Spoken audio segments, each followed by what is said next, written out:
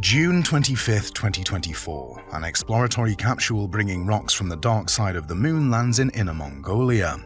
Inside are minerals that shouldn't be there, structures that don't belong in natural geology, and volcanic rocks that are impossibly young. What China brought back challenges everything we thought we knew about our nearest neighbor in space. The moon has two faces, one we've seen for all of human history, the other, the far side, remained forever hidden, permanently turned away from Earth. For centuries we could only speculate about what was on that dark hemisphere. Then China devised a way to find out the truth. When Chang'e-6 returned from the South Pole Aitken Basin in mid-2024, carrying the first samples ever retrieved from the far side, what emerged wasn't just scientifically interesting, it was paradigm-challenging. Volcanic rocks dated to 2.8 billion years ago, minerals suggesting recent geological activity on a supposedly dead world. Leading planetary scientists, including researchers Chunmai-Li, Hao Hu, and Mengfei Yang, who analyzed the samples, published findings that sent ripples through the scientific community. What China brought back is forcing us to rewrite our understanding of lunar history, and possibly Earth's origins as well. The far side of the moon is fundamentally different. It's older, more heavily cratered, with a crust nearly twice as thick. Most strikingly, it lacks the dark volcanic plains that mark the face we see from Earth. China's Chang'e-4, touching down in January 2019, made history, humanity's first landing on the far side. The challenge was communication. From the far side, Earth is invisible, radio signals can't penetrate. So China placed a relay satellite called Chao at the Earth-Moon L2 Lagrange point, creating a communications bridge across the void. The U-22 rover began exploring and transmitted images that puzzled geologists. Scattered across the regolith were unusually large glass spherules. Then came something stranger, a greenish, gel-like substance gleaming unnaturally against the grey dust. They called it impact melt breccia, rock melted by meteor impacts billions of years ago, but the gooey material looked young, too young for something formed in the ancient past. As if the moon's supposedly dead geology wasn't as dead as we thought. The South Pole Aitken Basin is colossal, roughly 1,600 miles wide and 5 miles deep. Scientists believe a collision between 4.2 and 4.3 billion years ago may have punched through the crust, exposing the mantle beneath. Chang'e-6 was sent in May of 2024 with that as its sole mission. On June 1st, the lander touched down at 41.6385 degrees south, 153.9852 degrees west inside Apollo crater. Using a robotic scoop and drill, it collected 1,935.3 grams of lunar material, nearly 4.3 pounds. On June 3rd, an ascent vehicle lifted off, rendezvoused with the orbiter, and transferred the cargo. On June 25th, a re-entry capsule parachuted into Inner Mongolia. What came back would challenge decades of lunar science. In November 2024, scientists at the Institute of Geology and Geophysics published findings in Nature that stunned the community. They analyzed 108 basalt fragments. Of those, 107 pieces are dated to approximately 2.8 billion years ago. That shouldn't be possible. Apollo samples suggested lunar volcanism ceased around 3 billion years ago.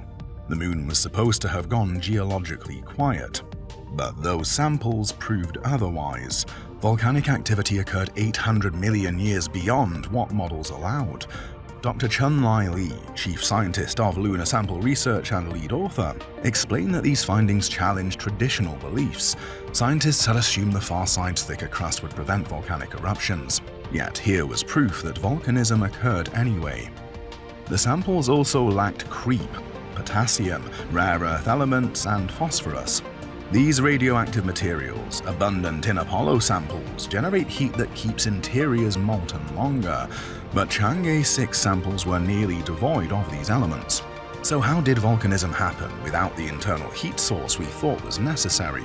That question remains unanswered. The Moon and Earth share a common origin. Born when a Mars-sized object called Theia slammed into young Earth 4.5 billion years ago.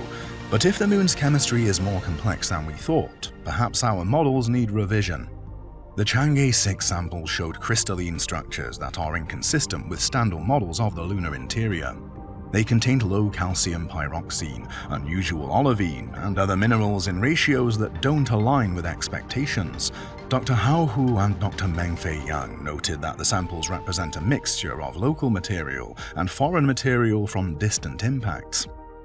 The South Pole Aitken Basin acts like a geological archive, collecting fragments across billions of years. If the far side formed differently and experienced volcanic activity under different conditions, what does that tell us about the moon's formation? And about Earth? We've been building theories from incomplete data. The far side samples force us to look at the complete picture, and that picture doesn't match expectations. Among discoveries from earlier Chinese missions was confirmation of helium-3 in lunar regolith.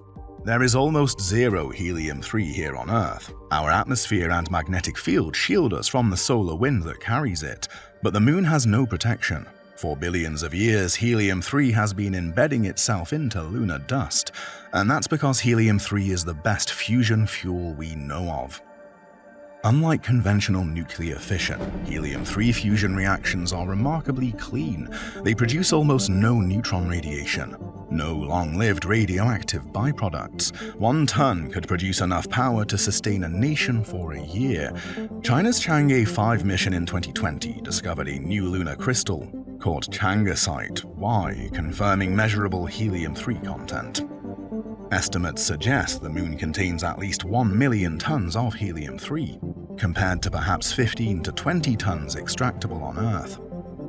China also announced plans for a permanent international lunar research station by 2035, positioned near the South Pole.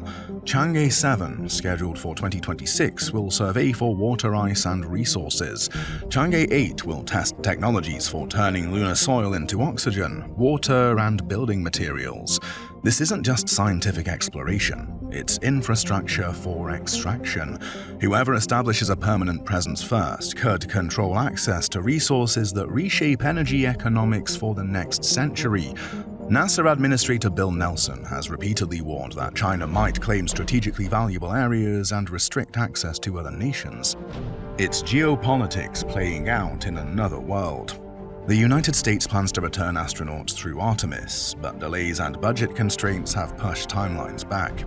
Meanwhile, China is executing its plans methodically, hitting milestone after milestone. James Head, a research professor emeritus at Brown University who trained Apollo astronauts, told reporters that China is preparing for far more ambitious projects. Each sample return mission is a test of the capabilities needed for permanent human presence. The moon is no longer a scientific curiosity.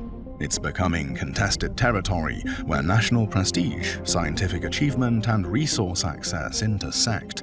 China has returned samples that challenge our models. They've confirmed volcanic activity far more recent than predicted.